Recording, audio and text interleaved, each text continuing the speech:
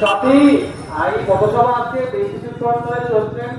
আপনারা যারা সরকার বাজারের মানুষ আছেন তারা সকলেই অবগত হয়েছেন যে নেট দিবস উপলক্ষে আজকে আমরা এই নাগরিক উদ্যোগের পক্ষ থেকে আপনাদের কাছে এসেছি। ইতিমধ্যেই আজ সকাল থেকে একটি খবর এই ভোটের বাজারে আপনাদের কানে হয়তো পৌঁছে গেছে যে বাণিজ্যিক গ্যাসের দাম 1000 টাকা বেড়ে গেছে।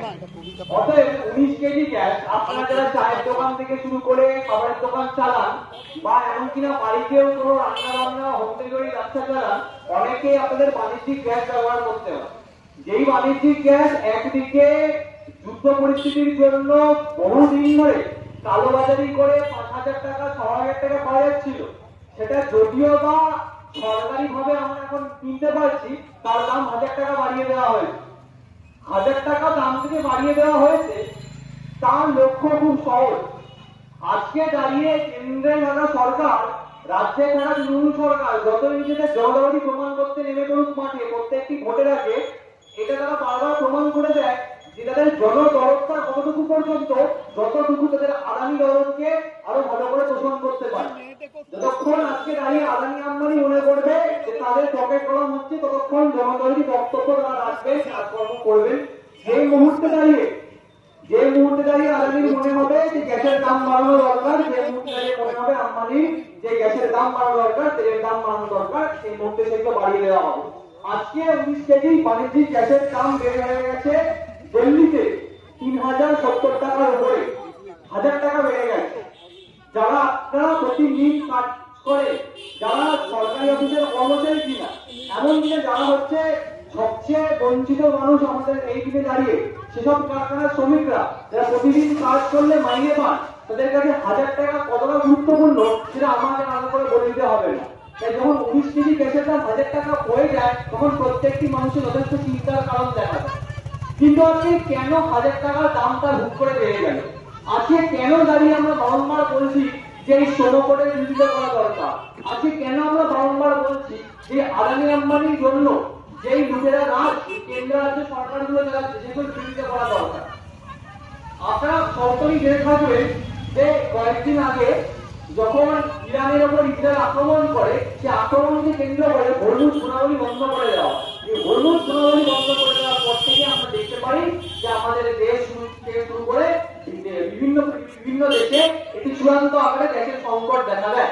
এবারে গ্যাসের সংকট দেখা দেওয়ার পরে আমাদের দেশ কোথা থেকে কি কিনবে সেটাকেও আমাদের কথাগত বিশ্বগুরু সেটা পারমিশন দিয়ে আমেরিকার কাছ থেকে। তাই আজকে দাঁড়িয়ে আমরা দেখতে পাচ্ছি যে সম্পূর্ণভাবে বর্তমান যে পরিস্থিতি দাঁড়িয়ে ভারতবর্ষ কি দেশ হিসাবে এটিও নিয়ন্ত্রণ করতে পারে না তারা কোথা থেকে কি কিনবে। তাহলে দাঁড়িয়ে বাণিজ্যিক গ্যাসের দাম বাড়ানো খুবই স্বাভাবিক। যেই দেশের প্রধানমন্ত্রী এইটুকু সুনিশ্চিত করতে পারে না তার দেশের প্রত্যেকটি শিশু রাত্রিবেলা ভরপেট খেয়ে ঘুমাতে যাবে, তার পক্ষে বা কোন সরকারের পক্ষে যে মানুষের পক্ষে দুটো উন্নয়নমূলক কাজ করা দরকার, সেটা তখনই মাথায় আছে ভোটের সামনে। ভোট চলে যাবে, আবার দেখবে আজকে দাঁড়িয়ে এই সমকর একই জিনিস নামিয়ে আনছে। আপনারা এই প্রশ্ন তুলতেই পারেননি কেন সমকর নিয়ে চিহ্নিত হবো? আমি তো কারখানার শ্রমিক নই, আমি তো একটা আইটি কোম্পানিতে চাকরি করি, আমি তো সরকারি কর্মচারী, আমার তো মাস গেলে 30,000 টাকা চলে আসে, আমার তো হচ্ছে পেনশন পাওয়ার একটি সুযোগ আছে। দুঃখের বিষয় এটাই যে আপনার যে পেনশন পাওয়ার সুযোগটি আছে সেটিও কয়েকদিন পর চলে যেতে পারে। কারণ আমাদের দেশে 2025 সালের 1 এপ্রিলে যে ইউনিফাইড পেনশন স্কিম লাগু করা হয়েছে, সেই ইউনিফাইড পেনশন স্কিম হয়তো আগের মতন সম্পূর্ণভাবে বেসরকারি ব্যাংক দ্বারা নিয়ন্ত্রিত না হলেও আপনার পেনশন ক্ষেত্রে 100% বিনিয়োগ করতে পারে বিদেশি কর্পোরেট কোম্পানিরা।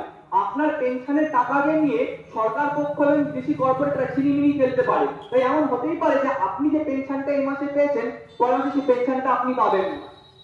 আজকে দাঁড়িয়ে আমরা বিভিন্ন সময়টা শুনতে পাই যে বিভিন্ন আইটি কোম্পানিতে কর্মচারীরা এত খাটনির মুখে পড়ছে, এত অপমান লাঞ্ছনার মুখে পড়ছে, কারণ আত্মহত্যা করতে বাধ্য হচ্ছে, নয় তারা মারা যাচ্ছে অতিরিক্ত কাজের চাপে। আজকে দাঁড়িয়ে একই কাজের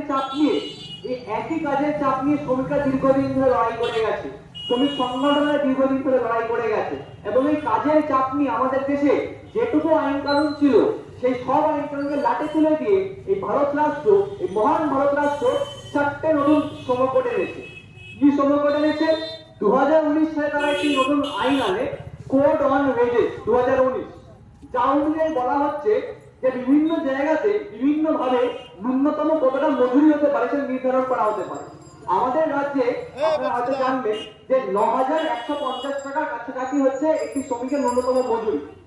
নিজেদের জিজ্ঞেস করুন, আজকে দাঁড়িয়ে যখন 1000 টাকা বাণিজ্যিক গ্যাসের দাম, যখন বাজারে গিয়ে কিছুদিন আগে পর্যন্ত আলু পেঁয়াজ কিনতে গেলে মাথা চুলকাতে হতো, সেখানে 9,150 টাকায় কোন সাধারণ মানুষের বাড়ি চলে?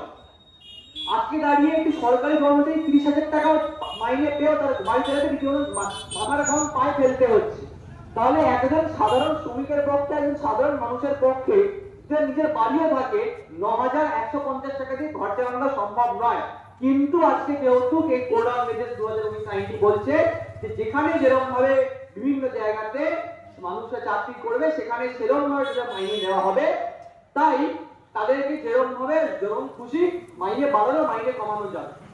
এটা হয়ে গেছে এই বাস্তব পরিস্থিতি। তারপর আরেকটি আইন তারা আনলো, সেই আইনটি social security act. Social security act কি বলছে?